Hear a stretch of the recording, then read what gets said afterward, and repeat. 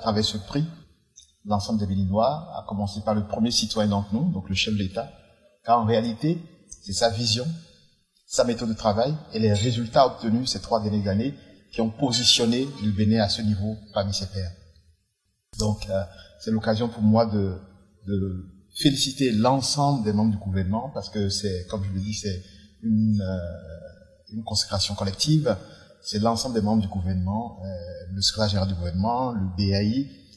et l'ensemble des fonctionnaires et tous les acteurs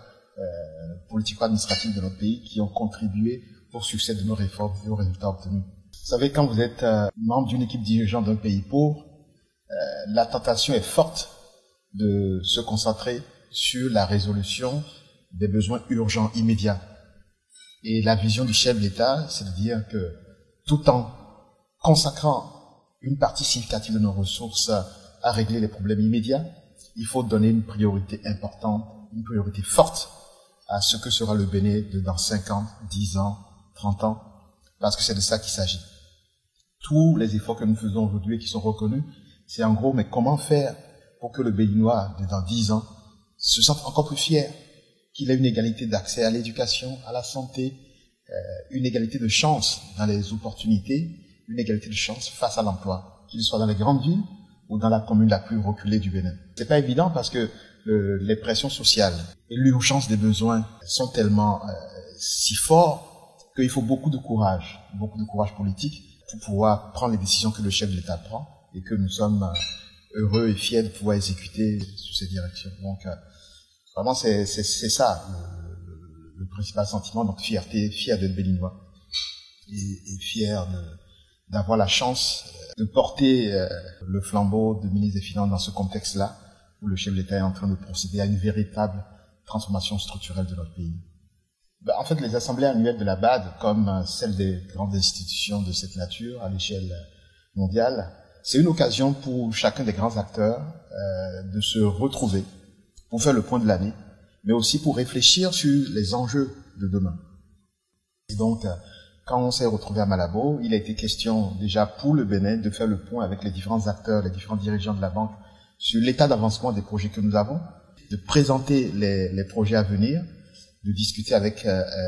les différents dirigeants et nos pairs sur ce qui se passe au Bénin, nos ambitions, nos réformes et nos projets. Et c'est également une occasion pour la BAD et les dirigeants de la BAD de nous présenter les performances globales de la banque et qu'ensemble nous regardions vers l'avenir et nous traitions ensemble donc les enjeux. Et donc sur le point donc de la présentation des performances de la BAD, le principal sujet aujourd'hui est de dire face aux enjeux de demain, comment nous réagissons sur la nécessité de recapitaliser la Banque africaine de développement. Nous avons eu des échanges fructueux là-dessus et je pense que très rapidement, des décisions importantes vont être prises dans le sens de renforcement des capitaux propres de la banque et donc d'accroître la capacité donc de la Banque africaine de développement à accompagner les transformations structurelles de nos économies. Au niveau plus global, il a été question également de comment nous faisons des zones économiques une vraie réalité. Et vous savez, juste avant de venir à Malabo, nous étions à Addis Abeba sur les questions relatives aux zones de libre-échange économique. Donc le Bénin, comme d'autres pays, ont porté des messages simples. Le premier, par exemple, est de dire que quand nous parlons donc de zones de libre-échange, il faudrait que nous gardions à l'esprit que toutes nos actions et toutes nos décisions doivent être orientées vers l'épanouissement des populations. Tout ça n'a de sens que si nos actions permettent de changer le cas de vie, la réalité de nos populations. Le deuxième message, c'est que nous avons eu l'expérience de plusieurs zones économiques déjà à l'échelle de l'Afrique, qu'il était important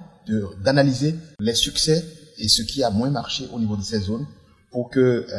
pour les années à venir, nous tirons l'expérience du passé pour que l'expérience des zones économiques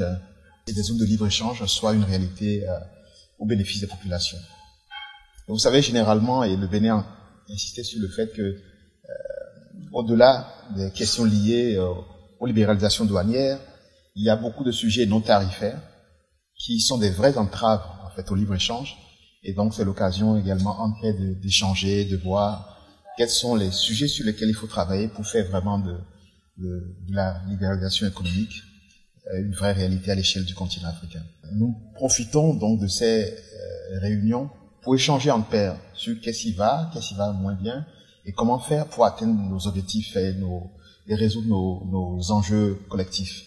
Donc il n'a pas été question de fixer des échéances, mais il a surtout été question d'apprendre l'un des autres. Nous avons en Afrique déjà plusieurs sous-régions, et c'est voir ce qui marche et ce qui ne marche pas, et voir comment est-ce que